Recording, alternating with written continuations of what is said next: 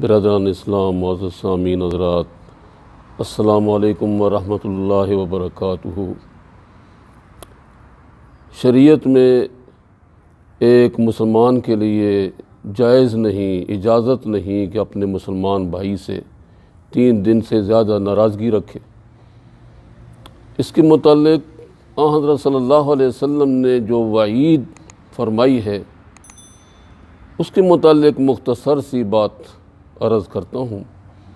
حدیث پاک میں آتا ہے، عن ابی ایوب الانصاری رضی اللہ تعالی عنہ قال قال رسول اللہ صلی اللہ علیہ وسلم لا يحل لمسلم ان يهجر اخاه فوق 3 يلتقيان فيصد عن هذا ويصد هذا وخيرهما الذي يبدأ بالسلام او كما قال رسول اللہ صلی اللہ علیہ وسلم۔ حضرت ابو ایوب انصاری رضی اللہ عنہ سے روایت ہے کہ جناب نبی کریم صلی اللہ علیہ وسلم نے فرمایا کہ کسی مسلمان کے لیے جائز نہیں کہ اپنے مسلمان بھائی کو 3 دن سے زیادہ چھوڑے رکھے، کہ دونوں ملیں اور یہ اس سے منہ موڑ لے اور وہ اس سے منہ موڑ لے۔ فرمایا کہ ان دونوں میں بہتر وہ ہے جو کہ سلام کرنے میں پہل کرے۔ 3 دنوں کی قید اس لیے لگائی کہ انسان کی طبیعت میں غیرت، حمیت، غصہ، بے صبری کا مادہ ایسا رکھا ہوا ہے کہ جو اپنا اثر خواہ جو ہے وہ دکھاتا ہے، ظاہر کرتا ہے۔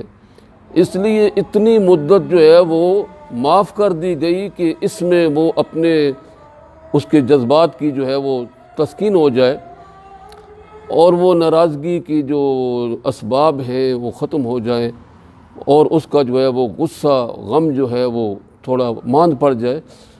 اور یہ جو فرمایا ہے یہ اگر دینی کسی وجہ سے ہو، کہ مثال کے طور پر ایک آدمی جو ہے وہ گناہ کا کام کرتا ہے اور بار بار سمجھانے سے بھی نہیں سمجھتا، تو اس کے لیے شریعت میں 3 دن سے زیادہ ناراضگی رکھنا بھی جائز قرار دیا گیا ہے۔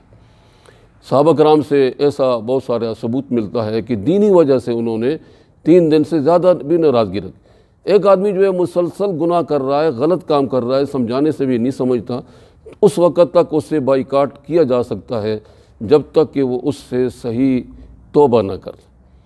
اور سلام میں پہل کرنے کا مطلب یہ ہے کہ ان دونوں میں سے جو آدمی ناراضگی کو ختم کرنے کے لیے سلام کرنے میں پہل کرے گا وہ اس کے مقابلے میں اس کا مرتبہ زیادہ ہے دوسرے آدمی کے مقابلے۔ ایک اور حدیث میں حضور صلی اللہ علیہ وسلم نے ارشاد فرمایا، سل من قطعک واعف عمن ظلمک واحسن الی من اساء الیک۔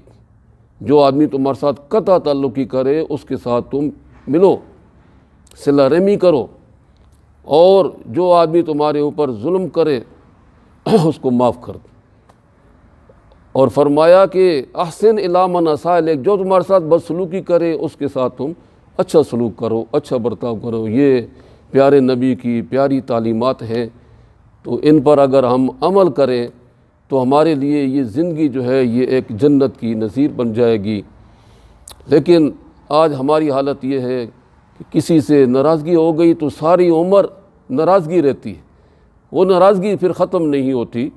تو یہی وجہ ہے کہ دن بدن ہمارے لیے پریشانیاں بڑھتی جا رہی ہیں اور یہ زندگی ہمارے لیے ایک جہنم کا نمونہ بن گئی ہے۔ تو اللہ تبارک و تعالیٰ سے دعا ہے کہ اللہ تبارک و تعالیٰ ہمیں پیارے نبی کی پیاری تعلیمات پر عمل کرنے کی توفیق عطا فرمائے۔